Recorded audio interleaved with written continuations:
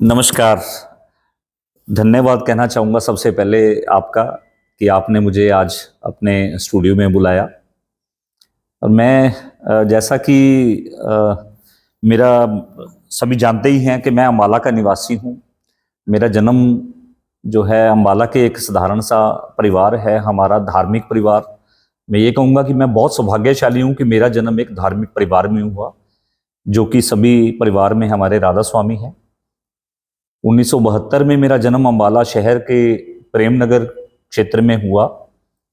मेरे पिताजी जो कि उनका जन्म जो है पाकिस्तान क्षेत्र था, पाकिस्तान में डिस्ट्रिक्ट कैमलपुर, विलेज बूटा, जैसा कि मुझे बताते हैं पिताजी। और मेरी माताजी श्री गंगानगर राजस्थान से। मेरी दादी जी जो है वो कश्मीर प्रोविंस से थे। हमारा क्षेत्र जो था वो कश्मीर था मेनली। तो कई लोग जनरली मैं हंसी वाली बात कहूँ तो कई लोग मुझे कश्मीरी कहते थे, जैसे मेरे स्कूल के दोस्त थे। तो कई पहाड़ी कहते थे, तो कैसे अलग अलग रिजेम्बलेंस आती थी। तो मैंने अपने फादर से पूछा तो वो कहने लगे, कहते कि भी मुझे बताया उन्होंने, दादी जी भी आप कश्मीर के ओरिजिन के थे, तभी जो है आपका रिजेम्बलेंस जो है वो कश्मीरी पहाड़ी आता है। रही बात मेरी शुरू से एजुकेशन की, अगर मैं बात करूं तो अम्बाला में बहुत कम स्कूल थे। एक स्कूल ऐसे जैन स्कूल था, देव समाज स्कूल था, जीआरएसडी था या आरएस स्कूल था। तो पेरेंट्स ने जो उस समय चयन किया, सबसे पहले शुरुआत की तो मुझे मेरी शुरुआती जो पढ़ाई है वो देव समाज स्कूल में हुई। 8वीं तक मैं, हमारे प्रिंसिपल जो है स्कूल के प्रिंसिपल श्री सुदर्शन सर हुआ करते थे, तो उनसे मुझे शिक्षा लेने का सौभाग्य प्राप्त हुआ। 8वीं तक मैं उस स्कूल में रहा। 8वीं तक स्कूल का समय शैली ऐसी होती थी कि मुझे कोई और कहीं ध्यान देने का अवसर ही नहीं मिला कभी हमें। एजुकेशन बहुत स्ट्रिक्ट थी। वो सुदर्शन सर हमारे बहुत स्ट्रिक्ट थे, वो पढ़ाई की तरफ ही मेन फोकस रहता था उनका। तो 8वीं तक पढ़ाई में मैं ये नहीं कहूँगा बहुत ज़्यादा टॉप में रहे, लेकिन बट अच्छे रहे। 70-80 मार्क्स परसेंटेज की हमारी उस समय रही। उसके बाद 8वीं के बाद वो स्कूल 8वीं से आगे नहीं था, तो कोएड में लड़कियों के लिए तो था वहां पे आगे 9वीं 10वीं का देशमाज हाई स्कूल। उसके बाद ऐसे जैन स्कूल के अंदर मुझे एडमिशन हुई। वहां पे 9th 10th में डी सेक्शन में एडमिशन हुई। मास्टर फकीर चंद जी जो हैं वहाँ के प्रिंसिपल थे उस समय, तो वहाँ की स्कूलिंग रही। उसी दौरान स्कूल का जो समय था, तो उसके बाद थोड़ा सा रूम मिलने लगा तो कुछ ध्यान, शौक जागा बैडमिंटन का। साथियों के साथ बैडमिंटन खेलने का शौक हुआ, वहां से शौक थोड़ा थोड़ा बढ़ता रहा। 10वीं करी, 10वीं के बाद 11वीं में जो एडमिशन थी मेरी, डीएवी कॉलेज में नॉन मेडिकल में एडमिशन ली मैंने। लेकिन सौभाग्यवश मैं अगर बात कहूँ तो दाना पानी लिखा हुआ था कहीं और, तो वहां कैसे पढ़ते आगे। उसके बाद मेरी एडमिशन पॉलिटेक्निक में हो गई। सिविल इंजीनियरिंग में मुझे एडमिशन मिला, मार्क्स ठीक थे। तो अम्बाला पॉलिटेक्निक में साथ में सिविल इंजीनियरिंग और साथ में बैडमिंटन खेलने का, दोनों साथ साथ चलते रहे। बैडमिंटन में उस समय हमारी टीम ने बल्कि गोल्ड मेडल भी जीता। सिरसा में हुई थी हमारी जो कंपटीशन था स्टेट का, इंटर स्टेट पॉलिटेक्निक कहूँगा मैं, उसमें रहा। उसके बाद पॉलिटेक्निक के बाद आ जाता है कि फिर पॉलिटेक्निक कर लिया, तो साथ के साथ हर किसी के मन में होता है कि जब एक प्रोफेशनल डिग्री करता है तो वो उसके मन में आता है, जब फाइनल ईयर में आता है, तो मैं अब यार मैं कुछ कमाऊं, घर वालों का मैं हाथ बढ़ाऊं।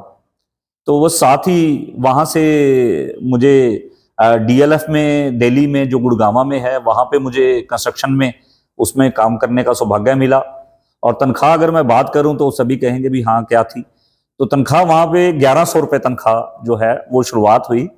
मात्र 1100 रुपये, अगर मैं आज कहूँ, आज मात्र कहूंगा, लेकिन उस समय मात्र नहीं थे, इसकी भी वैल्यू होती थी। तो वहां पे कुछ समय मैंने वहां पे किया, लेकिन उसके बाद फिर पुनः मुझे लगा कि मैं शायद आगे और भी कर सकता हूं। तो घर वालों ने सपोर्ट किया, पिताजी पूरे बहुत ज्यादा प्यार करते हैं, तो उन्होंने कहा आगे पढ़ना है, कोई बात नहीं। फिर मैंने चंडीगढ़ में regional computer centre RCC 17 sector में गवर्नमेंट ऑफ इंडिया का डिपार्टमेंट ऑफ इलेक्ट्रॉनिक्स के अंडर मुझे ए लेवल में एडमिशन मिल गया। कंपटीशन में मेरा कंपटीशन क्लियर हो गया। 10 सीटें हुआ करती थी। सुबह 8 बजे से रात को 8 बजे तक 1 साल पूरा मैं ए लेवल मैंने कंप्यूटर सीखने में लगाया। वहां से कंप्यूटर के बाद मेरे को अंबाला में ही यहाँ पे हार्ट्रोन हो गया, एपटेक हो गया, कुछ समय वहां पे मुझे पढ़ाने का भी अवसर मिला। और इवन कई कॉलेजों से भी मैसेज आते थे कि आप हमारे यहाँ भी एक एक लेक्चर ले लो। C++ उस समय बहुत एक न्यू बॉर्न थी। वहां से जर्नी चली, कुछ देर इसमें लगा। उस समय मन क्या होता है कि चाहते इंसान की बहुत होती हैं, मैं भी उनमें से एक हूं। युवा था, यूथ था, मन में था कि मैं अर्न बहुत ज्यादा अच्छा कर सकता हूं। मैंने उसके बाद मैंने एक लीबिया की कंपनी, एक सिंगापुर की कंपनी, एक दुबई की कंपनी में इंटरव्यू दिया। तीनों कंपनियों में सिलेक्शन हो गया। उस समय सैलरी उन्होंने ऑफर की 15,000 रुपये इंडिया के लिए मिलेंगे और 15,000 वहां खर्च करने के लिए मिलेंगे। 30,000 रुपये सैलरी की बात आई। लेकिन बस घर की परिस्थितियां ऐसी थी कि मैं सबसे छोटा हूं घर में। हम 4 भाई बहन हैं। मेरे बड़े भाई शुरू से वो भी सिविल इंजीनियर हैं और पहले वो प्राइवेट में थे, फिर उसके बाद उनकी गवर्नमेंट जॉब में वो रेलवे में आ गए। तो घर में सबसे छोटा होने के नाते माँ बाप से लगाव और वो रहता था, जिम्मेवारी भी रहती थी घर में माता पिता के साथ में। तो फिर चाहते भी थी कि मैं और ज्यादा अर्न करूं, कि मैं नहीं और होता ही है वो, एक समय ऐसा होता है। अगर मैं बात करूं तो आगे बढ़े। फिर मैं दोबारा से पुनः मुझे कंस्ट्रक्शन कंपनी में दोबारा वापस कंप्यूटर छोड़ के, कंप्यूटर में मुझे उस समय ऐसा आभास होने लगा कि मैं कहाँ बैठा हूं कंप्यूटर पे, एक लिमिटेशन सी लगी मुझे। तो वापस मैं अपने फील्ड में दोबारा से पुनः साइट्स पे, अंबाला में ही के नजदीक है लालड़ू, जहां पे सरसीनी वो कार्ड का प्लांट बन रहा था, मुझे वहां चावला टेक्नो कंस्ट्रक्ट लिमिटेड के अंडर मुझे काम करने का सौभाग्य मिल गया एज ए साइट इंजीनियर के नाते। वहां पे मैंने 1.5 साल, मैंने 2 साल लगभग इतना ही समय था वो मैंने वहां पे कार्य किया। इसी दौरान वहीं पे कंस्ट्रक्शन जो चल रही थी, उसी दौरान शादी का भी माहौल बन गया। घर में रिश्तेदारी के जरिए ये एक रिश्ता आया और बस साथ के साथ हमारी शादी हो गई। 1996 की बात है, मई 1996 में शादी हो गई हमारी। शादी के बाद मेरे रिलेटिव अम्बाला में ही उन्होंने मुझे कहा, कहते भी आओ मिलके कुछ काम करते हैं। मैंने कहा चलो मैं आपका सहयोग कर देता हूं। मैं अभी कोई वो नहीं, रेगुलर नहीं करता, बट दे एनफोर्स्ड मी, मुझे बहुत फोर्स किया उन्होंने। तो मुझे हार कर मुझे अपनी जॉब जो है वो छोड़नी पड़ी। तो ये मैं अपनी जो वायर्स एंड केबल्स, उनके साथ मैंने ये कार्य शुरू किया था। वहां से शुरू किया, कुछ देर इकट्ठे रहे। कुछ देर के बाद कुछ सरकमस्टांसेस ऐसे बने कि मैंने वो काम अलग कर लिया, अपना मेरा काम अलग आ गया। 1999 के अंदर मेरी अपनी कंपनी जो विनीश केबल्स के नाम से आज भी वर्किंग में है, 7 अगस्त 1999 को। तो जो बल्कि ये वर्ष मेरा, मैं ये कहूँगा सिल्वर जुबली ईयर है। 25 साल से निरंतर जो है अब मैं विनीश केबल्स में काम कर रहा हूँ, वायर्स एंड केबल्स बना रहा हूँ अम्बाला में, निर्माण क्षेत्र के अंदर। अगर मैं ये बात कहूँ तो इसमें जो है काम का उतार चढ़ाव बहुत आगे देखने को मिलते रहे। ईश्वर ने, परिवार की अगर बात करूं, धर्मपत्नी के आई घर में तो, और 2 मेरे परिवार संपूर्ण हुआ, एक बेटा एक बेटी ने मेरे घर में जन्म लिया। और बेटा मेरा पढ़ाई उसकी सारी की सारी, बेटा और बेटी दोनों की पढ़ाई PKR Ambala senior secondary school है। और अब तो मैडम वो चली गई, जो बच्चों से इतना अथाह प्यार करती थी, मैडम ज्योत्सना। मैं उनको नमन करता हूं कि उन्होंने मेरे बच्चों को बहुत ही बेहतरीन एजुकेशन जो दी। दोनों बच्चे पढ़ाई में शुरू से ही अव्वल रहे। पढ़ाई के साथ साथ दोनों की एक एक एक्टिविटी रही। बेटा मेरा बैडमिंटन खेलता रहा और बेटी मेरी पढ़ाई के साथ में डांस में भी वो आगे बढ़ती रही। और बेटे ने, बल्कि मैं कहूँगा दोनों की, मुझे बड़ा गर्व फील होता है बताने में, ये बड़ा अच्छा लग रहा है कि बेटा मेरा जो पढ़ाई में भी आगे बढ़ता रहा और साथ में वो बैडमिंटन में भी जो है राष्ट्रीय स्तर पे जो है उसको खेलने का अवसर मिलता रहा। खैर आगे बढ़ते रहे तो बिटिया भी आगे आई, तो कथक के अंदर, डांस के अंदर उसको भी, दीक्षा को भी एक जो गुरु के रूप में मिले, सौभाग्यवश होता है, कहते भी ये भी सौभाग्य की बात होती है।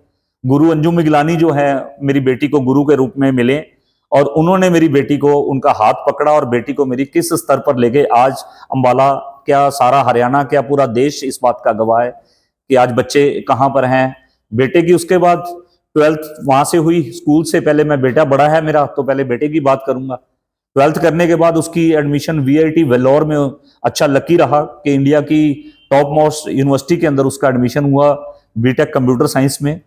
और 4 साल की उसकी डिग्री रही और उसके बाद डिग्री के बाद कैंपस से ही प्लेसमेंट हुई। सबसे पहली उसकी जॉब रही, जॉब तो लगी पहले जापान में, लेकिन उसने जापान को ना चुनते हुए स्वदेश में रहना चुना और price water Cooper big 4 company के अंदर उसने जॉब शुरू की अपनी, 2 साल उसमें उसमें लगाए। उसके बाद 1 साल उसने 1.5 साल लगाया स्काई पॉइंट क्लाउड लंदन की कंपनी में। उसके बाद कुछ देर जियो मार्ट में सेवा दी, और अब जो है वो उसकी अपनी कंपनी जो है उसने लास्ट ईयर से अपनी कंपनी एस्टेब्लिश कर ली है, और वो अब बेंगलोर के अंदर है अभी फिलहाल, और वहीं से अपनी जो है कंपनी को रन कर रहा है। उसके बाद बेटी की बात करूं तो बेटी की एजुकेशन +2 तक यहीं रही। +2 के बाद उसके एजुकेशन थी जो वो चंडीगढ़ में पंजाब यूनिवर्सिटी के अंदर GCG 11 जो कॉलेज है वहां से उसने ग्रेजुएशन की ह्यूमैनिटीज में। और उसके बाद उसने मास्टर्स पंजाब यूनिवर्सिटी कैंपस से, मास्टर के बाद इमीडिएटली वो भी एक बहुत लकी रही, और एंट्रेंस भी क्लियर हो गया और सारे अच्छे मार्क्स आते रहे, उसकी बदौलत उसके PhD में भी डायरेक्टली उसका एडमिशन हो गया, जो कि अब 1 वर्ष उसका कोर्स वर्क कंप्लीट हो गया, अब साइन ऑफ से शुरू हो रहा है। और साथ साथ में उसकी जो डांस का है शौक जुनून, वो अपना, मैं तो ये कहूंगा इतना सौभाग्यशाली ऐसी बच्चियां भगवान हर किसी के घर में दे। 10वीं से लेकर उस बच्ची ने अपने जो डांस के जो हुनर की बदौलत वो अर्निंग भी करती रही, साथ साथ सिखाती रही, उसकी अर्निंग होती रही, कई स्कॉलरशिप्स उसको रेगुलर मिलते रहे, बच्ची को हर जगह पे प्रमोशन मिली। तो उसकी बदौलत बच्ची जो है आज भी अपने पैरों पर, मैं ये कहूंगा कि वो अपने पैरों पर खड़ी। चुनौतीपूर्ण कुछ मैं ये ज्यादा नहीं कहूंगा कि ज्यादा चुनौतीपूर्ण था, क्योंकि क्या था कि हमारी जो इंजीनियरिंग की एजुकेशन है, इंजीनियरिंग की एजुकेशन के अंदर हमें सारे फील्ड्स की नॉलेज दी जाती है, चाहे बेसिक एजुकेशन हर फील्ड की, चाहे उसमें इलेक्ट्रॉनिक्स हो, इलेक्ट्रिकल हो, मैकेनिकल हो, सिविल हो, और उसके बाद कंप्यूटर की नॉलेज वैसे भी थी। तो कोई ज्यादा चुनौती नहीं आई। हाँ, चुनौती थी मार्केटिंग की चुनौती, लेकिन जो मेरे रिलेटिव थे उन्होंने मुझे मार्केटिंग का गुर दिया, उनकी बदौलत मैं मार्केटिंग में भी नहीं मार खाई।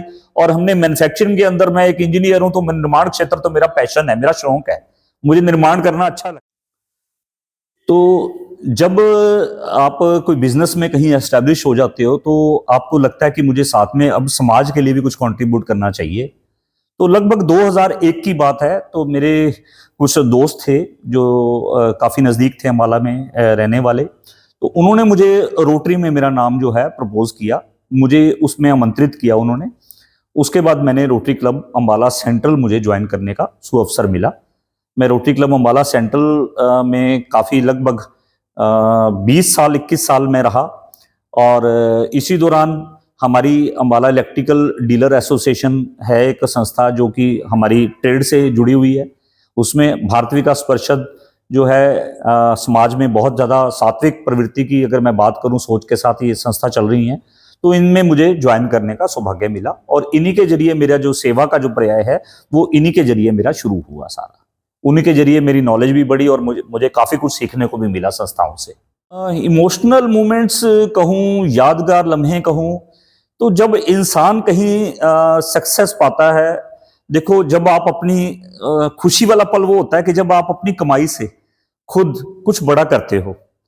मुझे अपनी कमाई से, मुझे जब मैं घर वालों का कुछ कंट्रीब्यूट करने लग गया, मैंने अपने लिए समय पे अनुसार मैंने अपने लिए फैक्ट्री के लिए बड़ी जगह खरीदी। उसके बाद मैंने जब कोई अपने लिए गाड़ी कोई खरीदता, तो पहले शुरुआत हुई पुरानी गाड़ियों से, जब नई गाड़ी खरीदने की भी समय आया, तो ऐसे मोमेंट जो है खुशी के समय समय पर आते रहे, और ये मोमेंट्स साथ में इमोशंस तो इनके साथ जुड़ते ही हैं। जब कोई खुशी का लम्हा आता है, सबसे एक्सट्रीम खुशी की बात अगर मैं कहूं तो सबसे ज्यादा खुशी तो ये रहती है कि जब आप किसी का हाथ पकड़ते हो, जब प्रभु आपको इतना सामर्थ्य देता है, आप किसी की सहयोग, किसी का साथ देने लायक होते हो, तो वो सबसे बड़ा खुशी का लम्हा है। और मैं यही कहूंगा, तो वो मुझे रोटरी ने वो लम्हे मुझे दी। हाँ, बिल्कुल ऐसा आया जब ये, अभी मैं बात करूं पीछे, तो कोरोना का टाइम आया। कोरोना काल में जब सब कुछ बंद हो गया तो बिजनेस करते हैं आज की डेट में इतने सशक्त नहीं रहे कि भी सभी कुछ अपने इतना समय में, जब सब कुछ बनाता चला जाता है इंसान, तो आपको विदाउट बैंक की सपोर्ट के आप नहीं कर पाते। तो जब वो समय जब आया कोरोना का, तो उस समय पे ये हो गया कि इनकम तो गई रुक, पर बैंकिंग जो स्ट्रक्चर था, जो हमने क्रेडिट्स बैंक से हमने लिए हुए थे, उनके ऊपर जो इंटरेस्ट पड़ रहे थे, जो हमारे रेगुलर एक्सपेंस थे, वो सब चीजें जो हैं वो रुकी नहीं। अगर मैं बिजली का, अगर पावर की बात करूं, मीटर लगे हुए थे तो बिजली के वो पड़े। उस समय कुछ ऐसी असहाय सी स्थिति बन गई, और मार्केट में लोगों का सामर्थ्य भी कम हो गया। हमारा जो ट्रेड है वो ट्रेड एक रिच ट्रेड कहलाती है। वो रिच कैसे है कि अगर कोई पैसा किसी के पास होगा तभी वो मकान बनाएगा, अगर उसके पास पैसा नहीं होगा मकान नहीं बनाएगा। मकान अगर बनाएगा तभी हमारी तारें खरीदेगा, बिजली का सामान खरीदेगा, नहीं होता तो वो उस समय तो लोगों को खाने के लाले पड़ गए तो वो खरीदते क्या। तो ऐसी स्थिति के अंदर जो आया वो समय लगभग 2, 2.5, 3 साल तक उसका इफेक्ट जो है वो बहुत ज्यादा इफेक्ट हमारे ऊपर रहा। ये एक मैं कहूंगा ये क्राइसिस वाला लम्हा मैंने सबसे ज्यादा देखा। जीवन का गोल तो देखो, मैं अगर सही मायने में कहूं तो मानवता की सेवा। सबसे पहले तो मैं अगर ये कहूं कि भी ईश्वर इतना कर रखे कि मानवता की सेवा में कभी मैं पीछे ना रहूं। दूसरा, मैं अपने परिवार की बदौलत धन्यवाद करता हूं परिवार का, जिन्होंने मुझे एक ऐसे गुरु के साथ जोड़ा।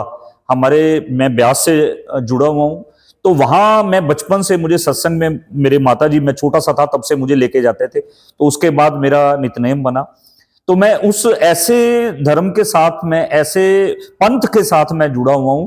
तो मेरा जो गोल है वो तो देखो जीवन का, इंसानियत का जो गोल है, इंसान उसमें करके मैं अगर उसकी बात करूं तो वो मोक्ष की प्राप्ति होती है। तो मेरे को यही गोल है कि मैं जो काम कर रहा हूं मेरे श्रेष्ठ रहे,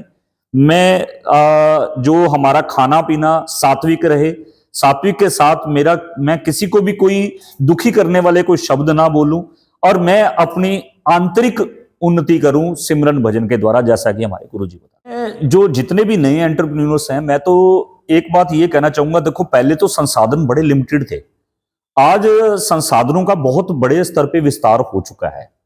लेकिन एक बिजनेस का सबसे बड़ा एक असूल है कि आप स्टेप दर स्टेप आगे बढ़ो। अगर आप एकदम से छलांग मारोगे, अगर तो आपके पास अपने रिसोर्सिस हैं, निजी रिसोर्सेज है, आपको बाहर से नहीं लेना पड़ा, फाइनेंशियल्स की मैं बात कर रहा हूं मेजर तौर पे, तो आपके अपने फाइनेंशियल्स हैं, तो आप उन फाइनेंशियल के हिसाब से जो भी फाइनेंशियल है, आप मैक्सिमम 30 to 40% की इन्वेस्टमेंट रखो, बाकी आप उसको सिक्योर में रखो। उसके बाद स्टेप दर स्टेप चलो, एकदम से बहुत हाई राइज की तमन्ना ना करो, समय अनुसार जो होता है वो सही हो। ये देखो विचलित होने की बात जहां तक कहूं, देखो सबसे पहली सपोर्ट तो होती है फैमिली की। हमारी फैमिली जब हमें सपोर्ट करती है ना, तो कठिन से कठिन घड़ी के अंदर से भी हम आसानी से निकल जाते हैं, दिक्कत नहीं होती। रही बात विचलित होने की, तो जब आपका प्रेजेंट ठीक चल रहा है ना, तो समय अनुसार आपको छोटी छोटी बचतें करनी चाहिए और उनसे सिक्योर होना चाहिए अपने फ्यूचर के लिए। कोई ऐसी घड़ी कभी भी आ सकती है, वो सिक्योर आपको वही चीज है कि आपको विचलित होने से बचा जा सकता है। ऐसी स्थिति अगर मान लो आपकी ऐसी स्थिति आ जाए, तो ऐसी स्थिति में देखो मैं कहूंगा जब लॉकडाउन ही लग गया था, पहली बात तो अगर मैं बात करूं, लॉकडाउन में देखो पेशेंस ही है हमारे पास, सब्र संतोष के साथ आप वेट करो, अच्छा मूवमेंट फिर आएगा लौट के। इसी आशा के साथ उस प्रेजेंट को अपने निकालो और विचलित होने से बचो, यही कहना चाहूंगा। बाहर जाने का ट्रेंड की बात करूं अगर मैं, तो ये एक तो सोच उभर के हमारे समाज के अंदर आ रही है। ठीक है, चैलेंजेस हैं, लेकिन एक तरफ हम कहते हैं अपॉर्चुनिटीज भी बहुत ज्यादा है हमारे हिंदुस्तान के अंदर ही। बाहर जाने की जरूरत मुझे लगता नहीं कि है। वो अपॉर्चुनिटीज कैसे, आप बाहर जाते हो, अगर मैं हमारे जिन कंट्रीज में बच्चे जा रहे हैं वहां की आबादी कितनी है, बहुत कम है। हमारे हिंदुस्तान के अंदर अगर मैं बात करूं, आबादी 130, 135, 140 करोड़ की हमारे यहाँ आबादी है। जहां इतनी बड़ी आबादी है तो अपॉर्चुनिटीज ऑब्वियस है। इतनी बड़े बड़े देश जो हैं वो यहां पर अपने व्यापार को लाने के लिए आतुर हैं। वो क्यों आतुर हैं? इसी वजह से कि यहां कंजम्पशन है, जितनी ज्यादा पॉपुलेशन होगी उतनी ज्यादा कंजम्पशन तो रहेगी। ऐसा नहीं है कि भी ऐसे हमारे को वो नहीं है, तो चैलेंजेस भी रहते हैं। हाँ, अपना लाइफ में बेस्ट करो, टॉप 10 में आओ। आपने अगर पढ़ाई कर रहे हो तो पढ़ाई में टॉप 10 में आओ, चाहे कॉलेज कोई हो, यूनिवर्सिटी कोई हो, जिस भी फील्ड में करो, कोशिश ये करो कि आपने बेस्ट आउट ऑफ बेस्ट करना है। दूसरा, अपनी दिनचर्या, अपनी वर्किंग को ऐसे एफिशिएंट बनाओ कि आप कम से कम अपना जो टाइम है वो बेस्ट एवर टाइम जो है अपने पैशन, अपने जुनून में लगाओ, तभी आप सक्सेसफुल रहोगे। और बाहर जाने की मुझे नहीं लगता कि बाहर जाने की कोई ऐसी बहुत ज्यादा आवश्यकता है आपको। बाहर जाते हैं ठीक है, हायर एजुकेशन के लिए आप गए हो, एजुकेशन इंडिया की कहां कम है। हमारे यहाँ जो आईआईटी है, जितने आईआईटी हैं, जितने अच्छे कॉलेज यहाँ पे हिंदुस्तान के अंदर कॉलेज हैं, मैं नहीं समझता कि इससे बेटर मुझे कॉलेज कहीं को लग रहे हैं। यहाँ की एजुकेशन कहीं से भी कम नहीं है। आपको एजुकेशन सिर्फ ये टेक्निकली नहीं, मैं अगर बात करूं हमारे देश का, जो साइंस है, हमारे देश की साइंस विज्ञान, अगर पुरानी बात करूं, आर्यभट्ट की बात करूं, पुराने जो विज्ञान की बात करूं, तो पौराणिक की बात करूं, उड़ने वाले विमान हमारे हिंदुस्तान में, देखो श्री राम जी की सारी अस्तित्व सब यहीं से, हिंदुस्तान से मिलता है। उड़ने वाले जितने विमान, ये सब चीजें, साइंस यहाँ बहुत बलवान थी। पलक झपते आप कुछ भी सोच सकते थे, सब कुछ था। तो यहाँ की मैं कहूंगा, बल्कि यहाँ की एजुकेशन भी यहाँ से बहुत अच्छी है। बाहर जाने की एजुकेशन की हमें जरूरत नहीं। बहुत अच्छा और बड़ा रोचक आपने प्रश्न लिया है। हास्य योग की बात आपने की है, तो हास्य योग किस आयु वर्ग में और कैसे, किस तरह से? मैं सबसे पहले तो आपको योग की बात करूंगा कि योग वाली, मैं एक स्पोर्ट्समैन भी रहा हूं, बैडमिंटन में का मैं खिलाड़ी रहा हूं। अभी भी मुझे मौका मिलता है बैडमिंटन की सेवा करने का। हमारी एक संगठन भी बना हुआ है जो बैडमिंटन की युवाओं को आगे बढ़ा रहा है। तो क्या है, खेल की वजह से मुझे योग या इससे जुड़ी हुई स्पोर्ट्स की जितनी हमारी एथलेटिक्स है, इनसे मुझे मुझे प्यार है। तो मैं अगर बात करूं तो हास्य योग की, तो हास्य योग के बारे में मुझे जो सबसे अधिक पहले जानकारी प्राप्त हुई, हमारे मामा जी हैं, मेरी मिसिस के मामा जी, डॉक्टर मदन कटारिया, जो कि मुंबई के जाने माने हृदय चिकित्सक हैं। 1995 में ऐसी ही बात आई थी कि भी उन्होंने देखा पार्क में, तो कुछ बुजुर्ग जो है वहां पर हंस रहे थे, योगा करते हैं सुबह, जैसे अपनी एक्सरसाइज जर्नल कर रहे थे। तो उनको वहां से वो आइडिया मिला, उन्होंने हास्य योग इन्वेंट करना शुरू किया, इस पर शोध करना शुरू किया। जब उन्होंने शोध किया तो पाया कि इसका तो बहुत ज्यादा लाभ है। उन्होंने इसकी रिसर्च की, इसके ऊपर पूरा एक एक डाटा से इकट्ठा करना शुरू किए, और वहां उन्होंने जैसे किया, कुछ ही सालों के अंदर उन्होंने बहुत इसको आगे बढ़ा लिया। आज अगर मैं प्रेजेंट डे की बात करूं तो मोर देन 100 कंट्रीज के अंदर हजारों की संख्या में लाफ्टर क्लब्स चल रहे हैं।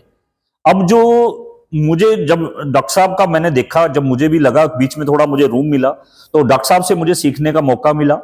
उनसे मैंने बात की, सारा उन्होंने मुझे ऑनलाइन ट्रेनिंग देनी शुरू की। मैंने कई उनके सेशंस देखे, ऑनलाइन अटेंड किए।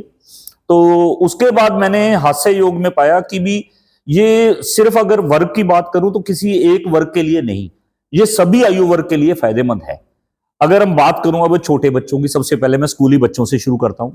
स्कूल के अंदर जब बच्चे जाते हैं, तो आज की डेट में पेरेंट्स का कितना प्रेशर रहता है पढ़ाई को लेके, बच्चों में रहता है, होड़ लगी हुई है। हमारी एजुकेशन सिस्टम, ऑब्वियस है चैलेंजेस तो है ही है पढ़ाई में भी, कि अगर टॉप पे नहीं आओगे तो क्या होएगा, ऐसा नहीं है, जबकि ऐसा होना नहीं चाहिए। मैं इससे वो नहीं रखता, इत्तेफाक नहीं रखता कि आपको चैलेंजेस, ऐसा नहीं, जनरल आप अपनी पढ़ाई करो।